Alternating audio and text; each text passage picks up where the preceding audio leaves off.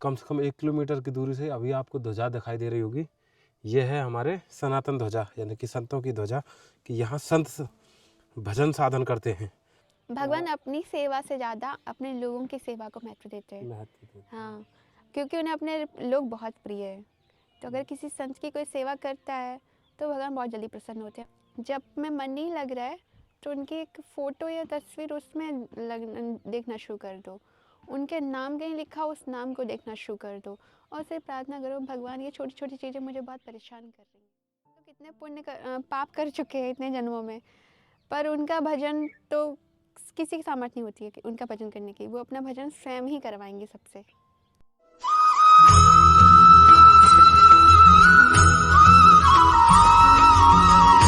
अभी हम श्री जी की कृपा से चल रहे हैं उन मैया के पास जो इन्हीं बीहड़ जंगलों में नितांत एकांत वन में रह के साधना कर रही हैं और बहुत बड़ी साधक है प्रेमियों।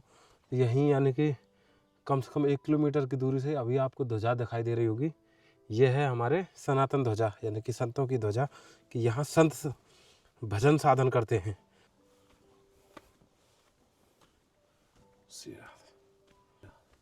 यानी चारों तरफ आप देखेंगे प्रेमियों, इतने बीहड़ जंगल हैं ये, यानी कि ऐसे जंगल में एक क्षण भी रुक पाना संभव नहीं है बिना ठाकुर जी की कृपा से। हाँ, दीदी राधे श्याम आ जाए, अनुमति है दीदी? बड़ी कृपा। अच्छा, ये कुटिया बन गई है दीदी हैं से।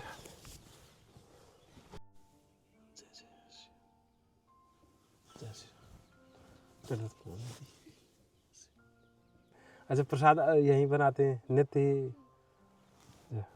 दीदी ज़्यादा समय आपको नहीं लेंगे, थोड़ी सी सेवा है वही श्री जी की, श्री जी ने भेजी, हमारा तो कोई सामर्थ्य है ना।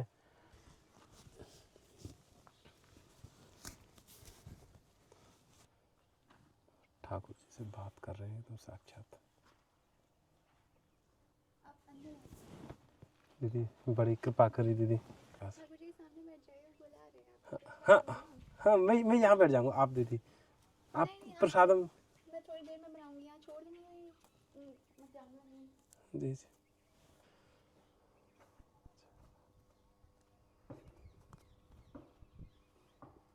मतलब अब श्री जी ने ही प्रेरणा करी कि ये मतलब ये या तो ठाकुर जी के आपके का जहाँ पे भी आप सेवा में ले लें। थोड़ी सी ना या को जैसे सामान्य रजाई जैसे रहे ना, तो इस साइड से थोड़ी बड़ी बनी है, मतलब संतन के काजे। तो दीदी आप मतलब विशेषकर संतन की सेवा के काजे ये श्री जी ने प्रेरणा करी है। हल्की है ये पर गर्म बहुत है। सर्दी में आप जैसे पहाड़ पे है ना, तो ये आपको थोड़ी सी भी सुविधा कर पाए तो यही बड़ी कृपा होगी। ये तो जैसे गर्म मोजे पहनते नहीं भैया, क्योंकि नियम है मेरा। हाँ।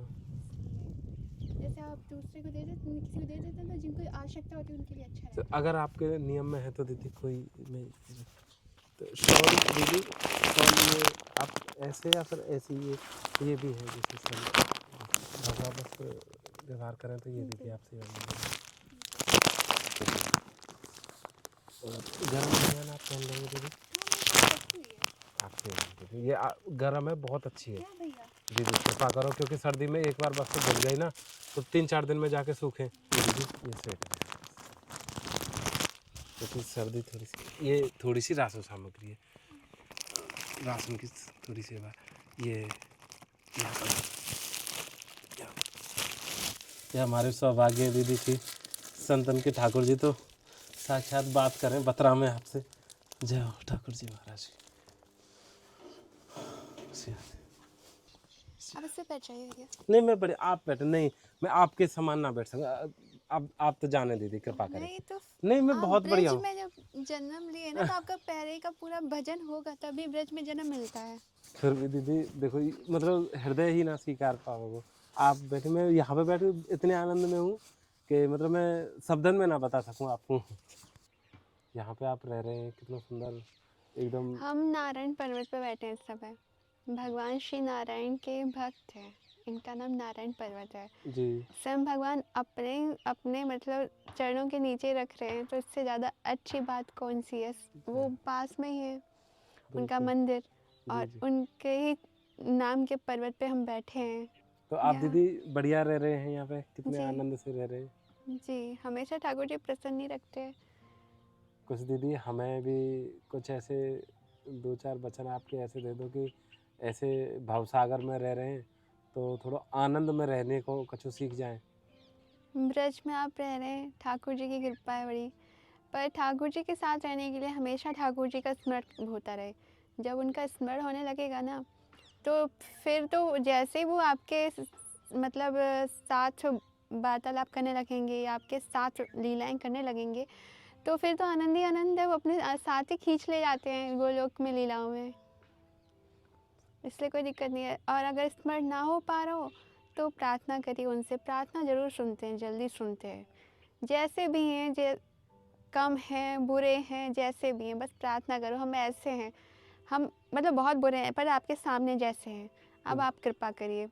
तो मैंने देखा है वो बड़े कृपालु हैं, सब पे कृपा करते हैं, क्योंकि उनका भजन करने की सामर्थ्य तो किसी में है नहीं। जी, वो अपना भजन स्वयं करवाते हैं। बिल्कुल।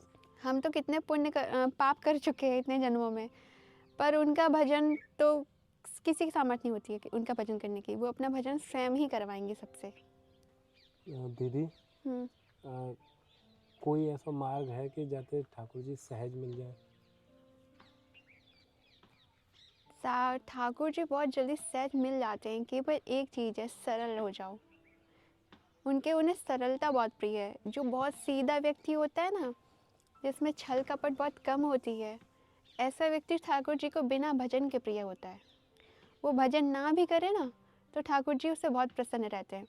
सीधा, एकदम सच्चा, जो किसी से मतलब वो किसी तरह का कोई बैर भाव ना रखता हो, किसी तरह का उसमें छल और प्रपंच ना हो। ऐसे व्यक्ति को ज़्यादा भजन करने की आवश्यकता होती ही नहीं है। बस उसे इतनी आवश्यकता होती है कि बस नाम का भजन संसार से तरने के लिए। ऐसे व्यक्ति पे ठाकुर जी बहुत जल्दी प्रसन्न हो जाते हैं। और फिर जितना ज़्यादा अंदर से छल कपट होता है, अभिमान होता है, उतना ज़्यादा भजन करना पड़ता है सरल बनने के लिए। सरल होते ही भगवान स्वयं मिल जाते हैं। दीदी बस एक ये निवेदन हो रहा है कि सरल है नो भी सहज है या फिर बाकी काजे भी कुछ जतन करने पड़ेंगे? क्योंकि मन तो बहुत अभिमानी है। हाँ, इसमें भी है कि छल कपट पहले से करके बैठे हैं तो सरल कैसे हो? सरल नहीं हो पा रहे हैं तो ठाकुर जी से प्रार्थना करो कि स्वभाव ठाकुर जी बदल सकते हैं, और दूसरी कोई चीज़ स्वभाव नहीं बदल सकती है।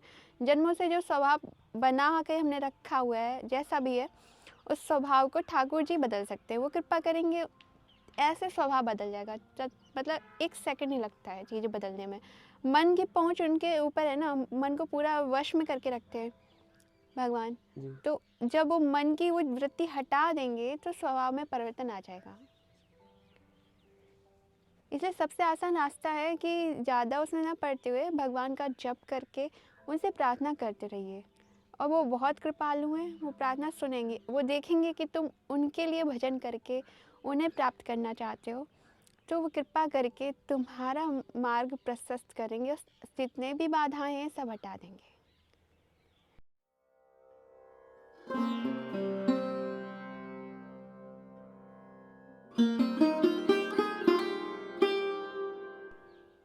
ऐसे समय पे अगर मन के ऊपर और नियंत्रण करने की कोशिश की, तो मन इतनी जल्दी तो वश में है नहीं, वो परेशान करेगा। तो ऐसे समय पे कृष्ण भगवान की फ़ोटो को देखना शुरू कर दो।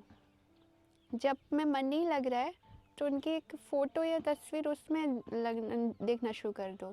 उनके नाम कहीं लिखा हो, उस नाम को देखना शुरू कर दो, और फिर प्रार्थना करो, भगवान ये छोटी छोटी चीज़ें मुझे बहुत परेशान कर रही हैं, इन्हें हटा दीजिए। तो वो कोई मार्ग ऐसा दिखाएंगे या स्वयं कृपा से हटा देंगे। क्योंकि ये देखा जाता है कि व्यक्ति साधनों में लगा रहता है, ऐसे नहीं तो ऐसे, ऐसे नहीं तो ऐसे, मार्ग बहुत हैं। जी, पर जब हम वो सब मार्ग छोड़ के हम सिर्फ ठाकुर जी को चुनते हैं ना, तो ठाकुर जी इतनी जल्दी हटाते चले जाते हैं वो सारी चीज़ों को, जो हम इतना बल लगा के भी नहीं हटा पाते हैं। मतलब चींटी अगर चढ़ेगी पहाड़ पे, कितना चढ़ पाएगी? थोड़ा सा। पर जी, अगर कोई व्यक्ति उसे उठा के ऊपर रख देगा, वो तुरंत पहुंच जाएगी। इसलिए भगवान की कृपा बहुत मतलब भगवान बहुत कृपालु हैं, तुरंत ही उठा के रख देंगे। तो दीदी हम अपनी दैनिक दिनचर्या में हम्म। किन चीज़ों को और जोड़ लें कि थोड़ा सा सहज हो जाए जीवन, यानी ठाकुर जी के भजन के लिए? अभी तो सामान्य दिनचर्या ही है, वही सुबह नित्य नियम यानी कि उठना जागना, फिर दैनिक दिनचर्या, ठाकुर जी की दिन में जो भी सेवा पूजा भजन बन जाए उतना, बाकी जो संसार की जो एक सामान्य क्रिया विधि है ना, हम वही में ही हैं फंसे हुए हैं। तो सुबह उठ क्या के सबसे पहले तो उनसे प्रार्थना करो कि उन्होंने मनुष्य का जन्म दिया है आपको। सबसे पहले भगवान को उठते बिस्तर पे बैठ के मतलब उठ के सीधा बिस्तर पे बैठ के सबसे पहले आँख खुलते ही उनसे प्रार्थना करो कि उन्होंने आपको मनुष्य का जन्म दिया है, उसके लिए उनका धन्यवाद। और इस जन्म को वो अपने लिए जैसा उचित समझें, अनुकूल समझें, कृष्ण के लिए ये जन्म का अच्छा उपयोग हो, ऐसे उनसे प्रार्थना करो। बस इतना ही करना कि आपके लिए इस जन्म का मतलब सदुपयोग कैसे हो, मेरा जन्म सिर्फ आपकी प्रसन्नता के लिए हो, ऐसी प्रार्थना उनसे करना। बाकी वो स्वयं ही सुबह की उठी हुई अंतर्यामी है ना, भीतर ही तो बैठे हुए हैं, दूर से तो सुनते नहीं हैं। जी जी तो वो आपकी प्रार्थना झूठी भी करेंगे ना, तो उसे सच्चा करके सही जगह ले आएंगे और बहुत जल्दी सुनते हैं। दीदी, किन्हीं से जैसे थोड़ा बहुत राग द्वेष है तो उससे हम छूट सकते हैं क्या? अभी जैसे पिछले कुछ समय में यदि किन्हीं से हमारा कुछ ऐसा द्वेष भावना या फिर दोष दर्शन या फिर कोई ईर्ष्या भाव बन गया है, तो मन में वो कुंठा बैठी हुई है कि हिम्मत नहीं पड़ रही कि मतलब उनसे कैसे हम बच सकते हैं? कि कुछ ऐसा है कि वो हमसे प्रसन्न हो जाए कि एक बार जो हमसे ही भूल हुई, यदि उनसे कुछ झगड़ा भी हुआ या फिर कुछ हुआ किन्हीं से, अमुक कोई जन है। अगर जैसे अच्छा होता है कि उनसे क्षमा मांगने जाके सामने से, अगर वो नहीं हो पा रहा है तो फिर मन से क्षमा मांग लें कि मतलब यहीं से बैठ के उनसे मन से कि आप हमें क्षमा कर दें, भगवान को साक्षी मान के कि मैं भगवान को साक्षी मान के आपसे क्षमा मांगता हूँ। वो सुने या ना सुने तो इस पे भगवान क्षमा कर देंगे और ये राग द्वेष ईर्ष्या चली जाती है।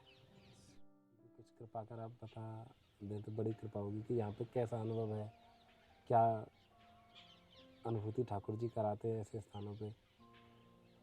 यहाँ पे तो भगवान की कृपा से ही कोई रहता है।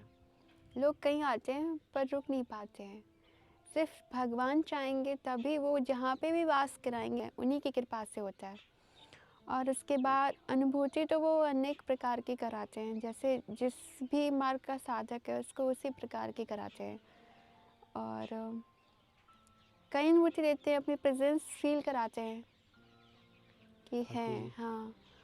और यहाँ सिद्ध संत काफ़ी रहते हैं, मतलब दिखेंगे नहीं पर वो आज भी तप करते हैं।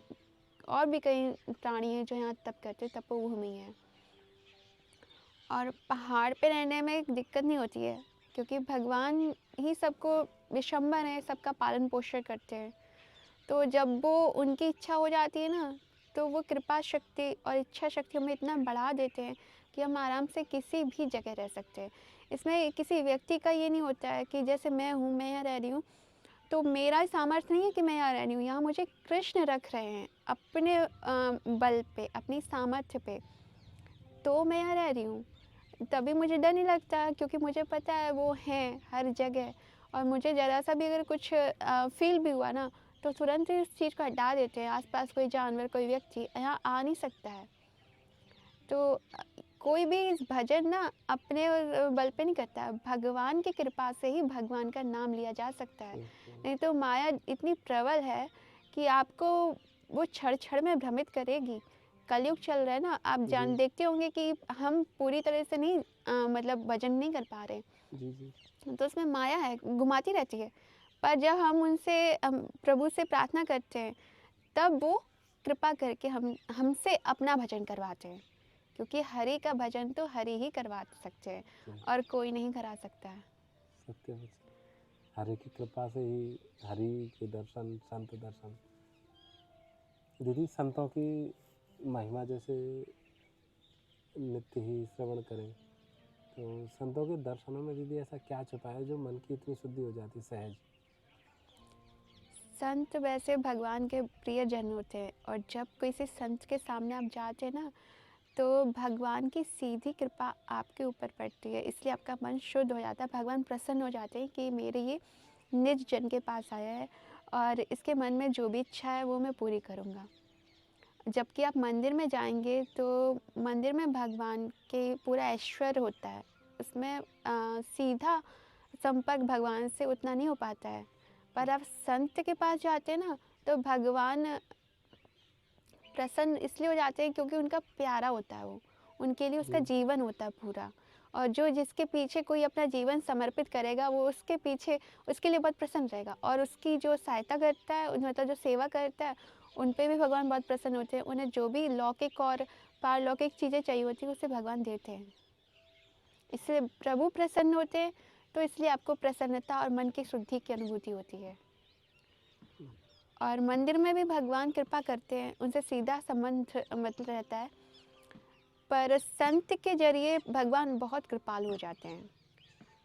मंदिर में तो मतलब जैसे होता है ना, जिसकी जान पहचान ज़्यादा हो उसके जरिए जाएंगे तो ज़्यादा कृपा होगी, जी जी जी और बजाय कि सीधा उतना आप में कॉन्फिडेंस नहीं रहेगा कि आप सामने वाले को इतना जी जी वो जी कर पाएँ। पर अगर किसी से जान पहचान होगी ना तो वो कह देगा तो बात मान लेंगे, जी जी जी। तो ये रहता है। नहीं, एक तरीके से यही कि जैसे ठाकुर जैसे भगवान अपनी सेवा से ज़्यादा अपने लोगों की सेवा को महत्व देते हैं। महत्व देते हैं। हाँ, क्योंकि उन्हें अपने लोग बहुत प्रिय है। तो अगर किसी संत की कोई सेवा करता है तो भगवान बहुत जल्दी प्रसन्न होते हैं, और फिर वो प्रसन्नता, शुद्ध मन की शुद्धि और कई चीज़ें अनुभूति कराते हैं उस व्यक्ति को जो उनकी सेवा करता है। उनके जीवन में परिवर्तन आने लगते हैं, वो अपनी तरफ लगाने लगते हैं। उसका जीवन उसको लौकिक और पारलौकिक दोनों तरह के लाभ वो प्रदान करते हैं। दीदी जी बहुत कृपा करती थी। क्षमा करना दीदी, कुछ आपका भजन साधन का समय वगैरह। जी।